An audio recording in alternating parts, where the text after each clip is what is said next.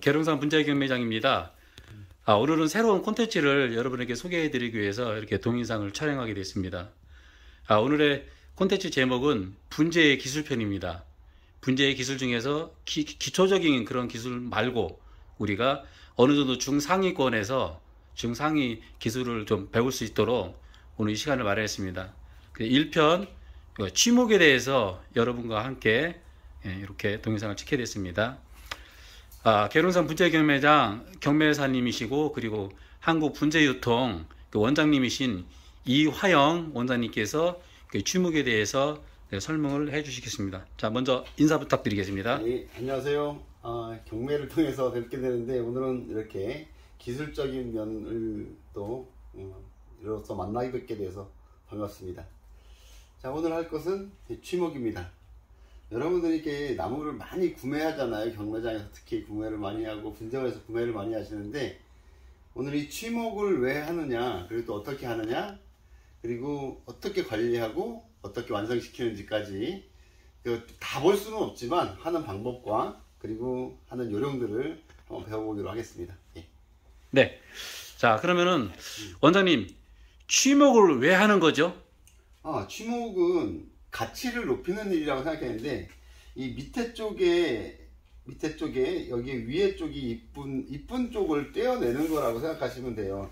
밑에 못생긴 부분이라고 생각하는 밑에 가늘어졌다든가 아니면 병이 들었다든가 그럴 경우에 요 위에 부분 잘생긴 면을 부각시키기 위해서 고기를 떼어내서 좀 작은 분재로 특히 소품 분재로 만들 경우 때 이렇게 취목을 많이 이용하고요. 그리고 이제 팔방근을 만들고 싶을 때 그럴 때 높이 떼기를 해서 다양한 뿌리를 내리게 함으로써 가치를 높이는 그런 기술이라고 생각하시면 됩니다. 네.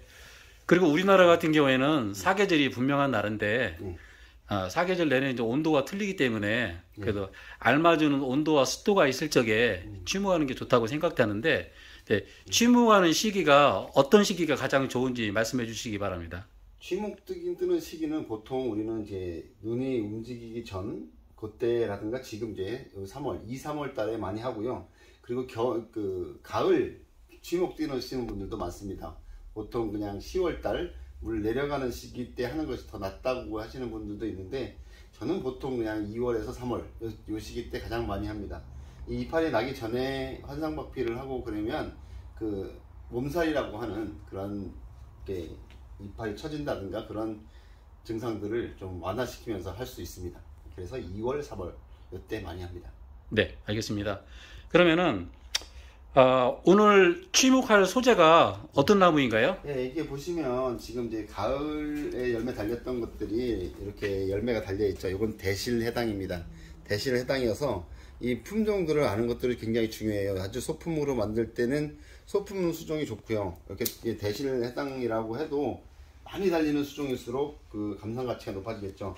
그래서 그런 나무들을 하게 됩니다. 네. 이건 대실 해당입니다. 네.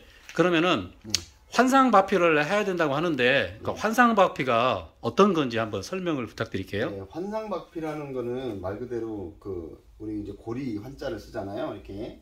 그래서 이쪽에 나무 목질부, 목대를 이렇게 돌아가면서 피부를 벗겨낸다고 해서 환상박피라고 하는 거예요. 그래서 보통 이제 여기까지 이제 환상박피라는 건 아셨으니까 그 다음은 그 위치 이렇게 이제 어디를 뜰 것인지 그런 걸 위치를 정하게 되고요. 그 다음에 이제 환상박피를 하게 됩니다. 네. 그러면은 취목을 하기 위해서는 공구가 필요할 것 같은데요.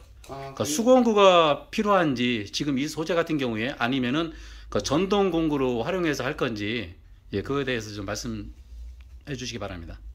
예, 아까도 조금 전에도 얘기했듯이 취목의 장점이라고 하면 열매 달린 나무들 그대로 성질을 이용하기 때문에 꽃눈이 있는 상태에서도 그대로 해도 괜찮고요. 네. 그리고 이제 공구는 저 같은 경우는 거의 상품 분재라고 많이 하시는데 속도전입니다. 얼마나 빨리 많은 숫자를 하느냐에 따라서 금액이 올라가기도 하기 때문에 저는 대부분 그냥 기계 공구를 사용하고요. 완전히 소품이라든가 아니면 정교한 작업을 요하는 작품을 한다 이렇게 할 경우에는 시간이 걸려도 좋다 그러면 그냥 수공구로 환상박피를 하면 될 것 같습니다.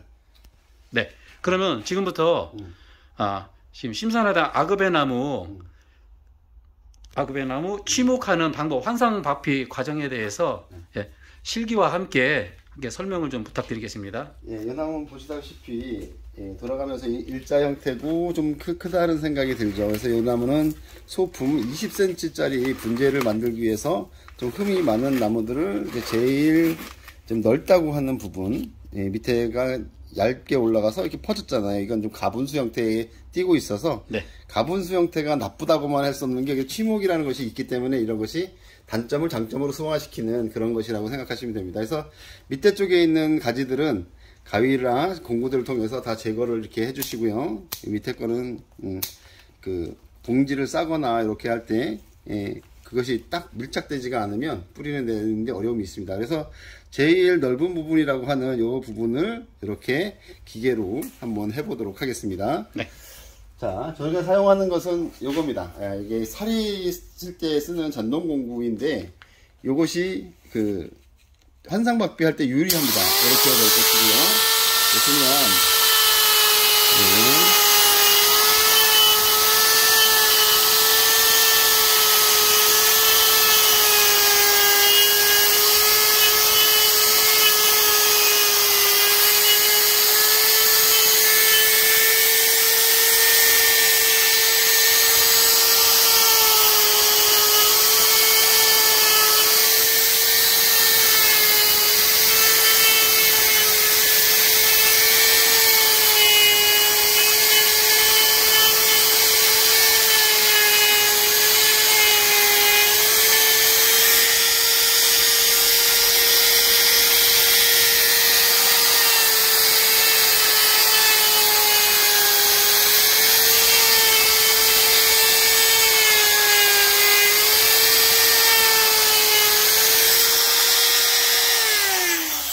자, 이렇게 환상박피라는 게 뺑 돌아가면서 거의 약 1cm 두께, 손가락 두께 정도를 했는데 이게 너무 이게 가늘게 친다던가 아니면 너무 얇게 친다고 그러면 이것이 달라붙게 됩니다. 그래서 이런 걸 달라붙게 하지 않기 위해서 적어도 1cm 이상, 2cm 가까이 이 깊이 있게 목질부까지 나올 수 있게 이렇게 황상박피를 해준 다음에 여기 보시면 이렇게 칼이 있어요. 칼 갖다가 이 박피된 부분들을 칼로 오려서 이 절단면을 아주 예리하게 절단해 주시는 게 필요합니다. 이렇게 절단해 주시면 이렇게 좀 보풀레기처럼 올라와 있는 이런 부분들을 이렇게 깨끗하게 해주면 이 절단면이 깨끗할수록 그 뿌리가 아주 잘 내린다고 생각하시면 됩니다.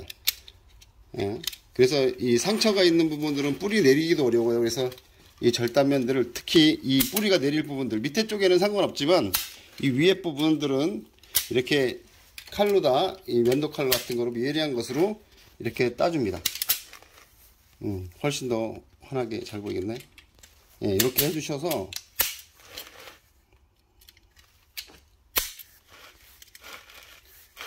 해주시게 되면 여기서도 보면 이 노란 부분과 흰색 부분이 보이시나요? 네.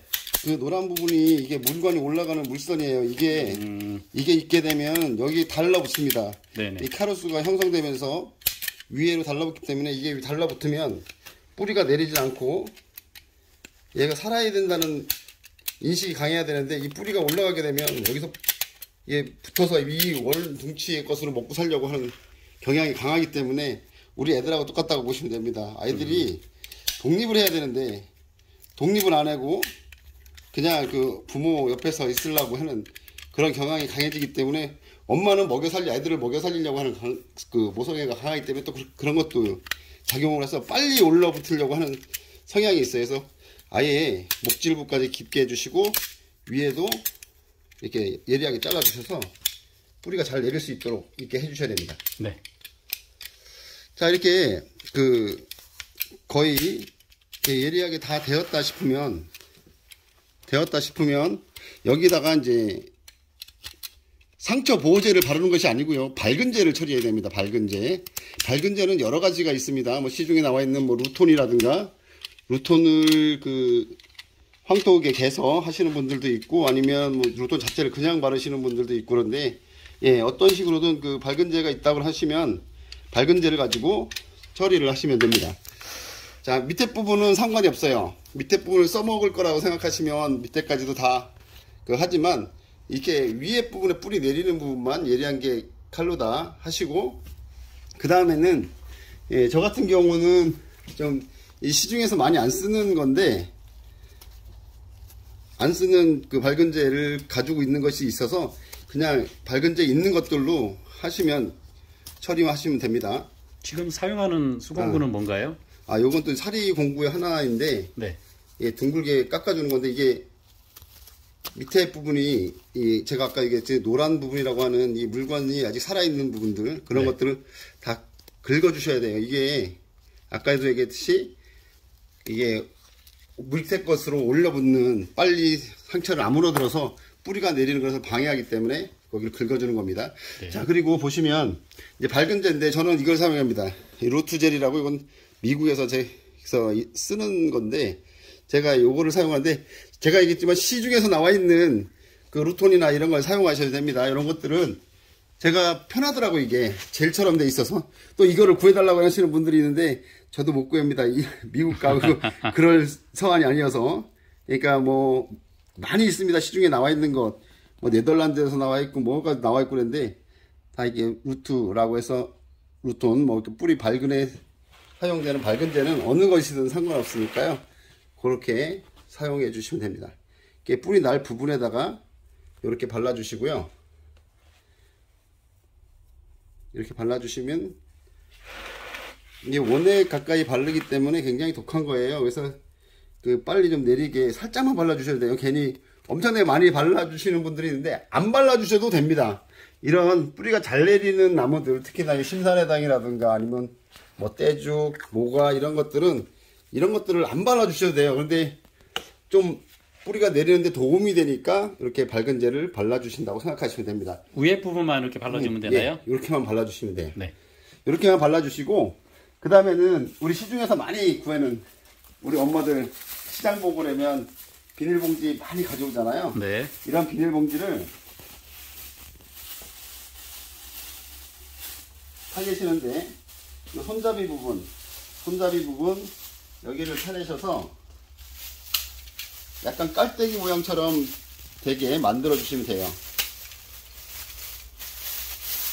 네, 이렇게 타시는 겁니다. 이렇게 타셔서 밑에도 여기도 타서, 솔직히 말해서 이게 잘 뜯어져요. 이렇게 매듭 있는 부분에. 그래서 이렇게 하셔서 이렇게 싸매어 줍니다. 예. 처음에 밑에 부분에 이렇게 싸매어 주시고 묶어 주셔도 돼요. 이렇게 딱 묶어 주시면 여기까지 내려가겠죠. 네. 예, 이렇게 내려갔으면 여기다 이제 수태 이끼, 물이끼라고 하는데, 이걸 시중에서 많이 구할 수 있고요. 영풍이나 자재 파는 데 가면 다 있습니다. 이건 어디나 있으니까 이렇게 물을 촉촉하게 아주 충분히 적셔 주셔서 위에다 이렇게 사방으로 얹어 주시고, 이렇게 돌아가면서 얹어 주시고, 이게 굉장히 중요해요. 이게 수분이 마르지 않아야지 뿌리가 내립니다. 잘. 네. 그러니까 수분이 마르지 않게 이 수태를 잘 올려주시고, 예, 사방으로 다 올려주셨으면 요걸 이제 덮어주시면 돼요. 요거를 뿌리가 내리는 부분에 충분하게 그게 갈 수 있게 해주셔야 됩니다. 자, 이렇게 넣어주셔서 놔줍니다.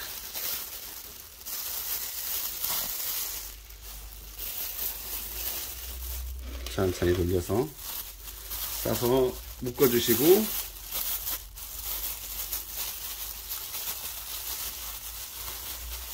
밑에 부분 아랫부분 묶어주시고 위에 부분 묶어주시면 이렇게 아까 동그랗게 되죠. 근데 이게 거의 지금 위에 부분이 안 닿죠. 네, 아직 수태가. 밀착이 아직 안 네, 될 것 이렇게 같은데요. 됐기 때문에 밑에를 먼저 여기 철사를 갖다 놓은 게 있을 거예요. 가는 철사. 이걸로 밑에 부분을 물이 고일 수 있게, 물을 줘도 물이 고여도 상관이 없습니다. 이게는. 그래서 밑에 부분에다가 먼저 한번 묶어줍니다. 밑에 부분을 한번 묶어주시고요. 이렇게 끈으로 해서 묶어줍니다. 자, 묶어주시고, 그 다음에는 이제 위로 올라가면서,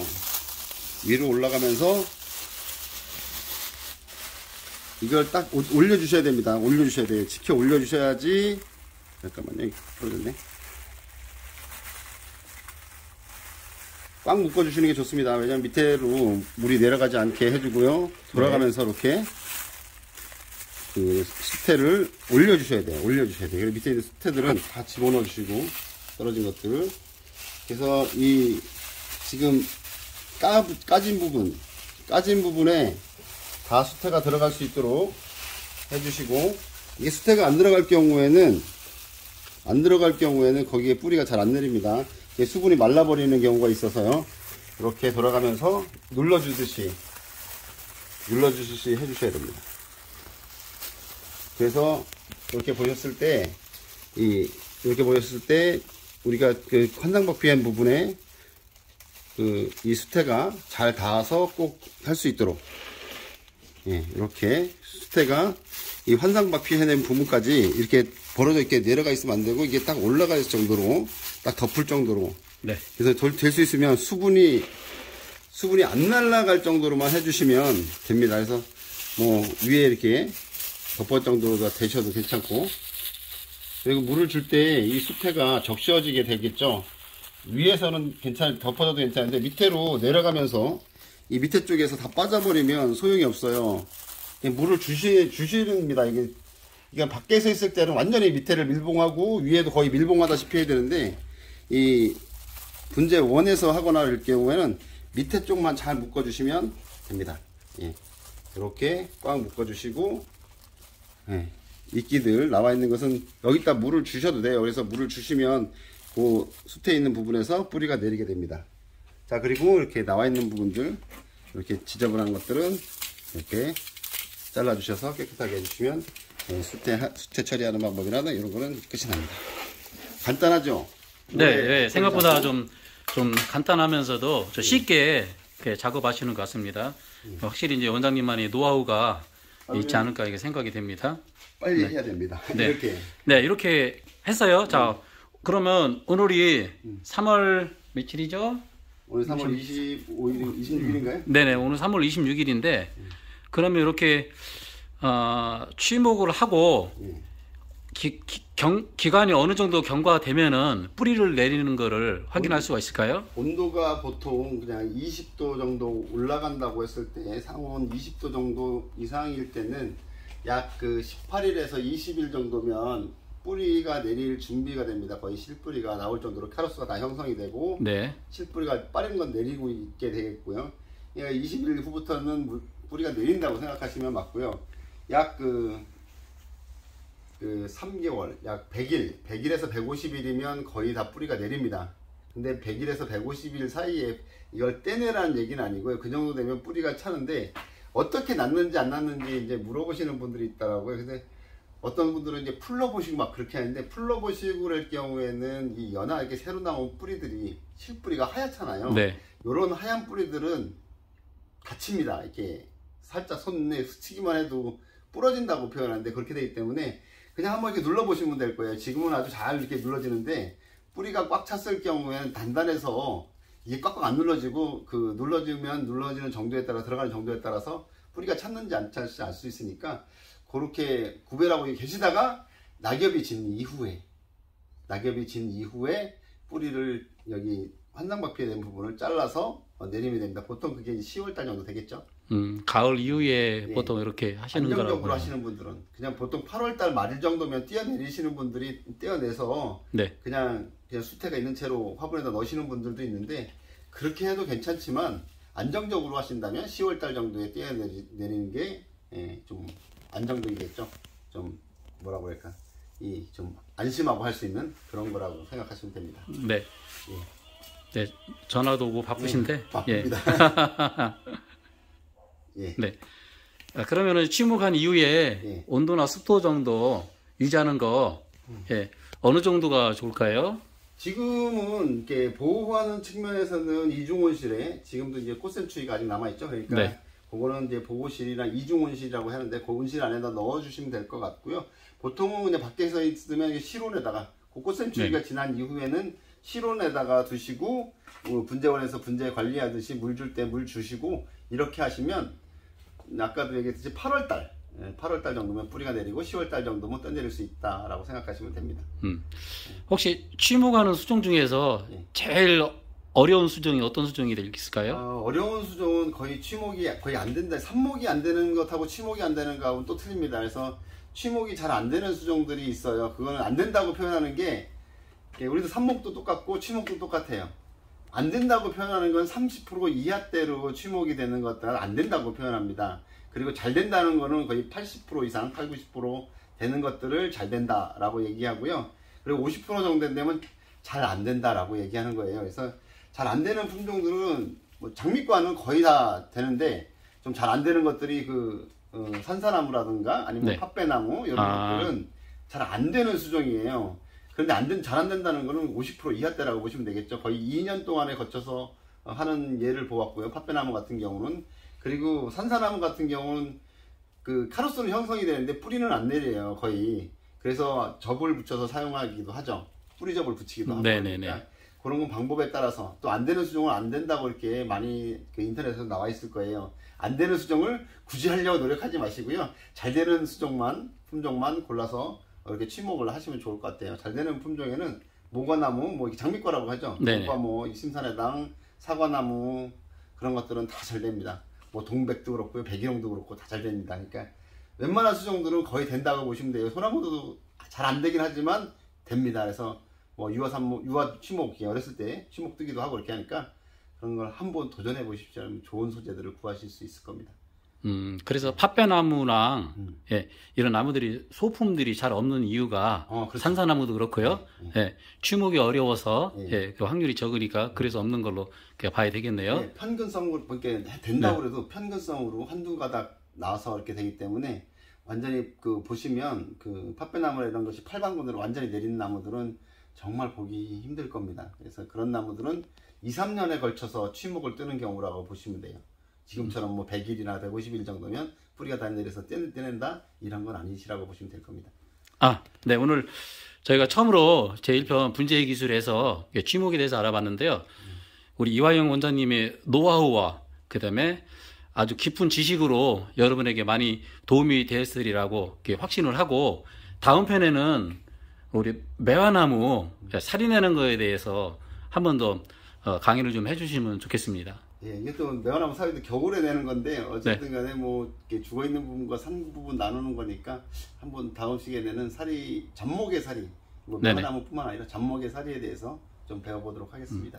네, 오늘 취목에 대해서 분재 기술 중에서 취목에 대해서 자세히 설명해 주시고 수고해 주신 이화영 원장님께 감사드리고, 제 계룡산 분재 경매 우리 구독자님들에게 많은 도움이 되었으면 좋겠습니다. 자, 감사합니다, 원장님. 감사합니다. 수고하셨습니다.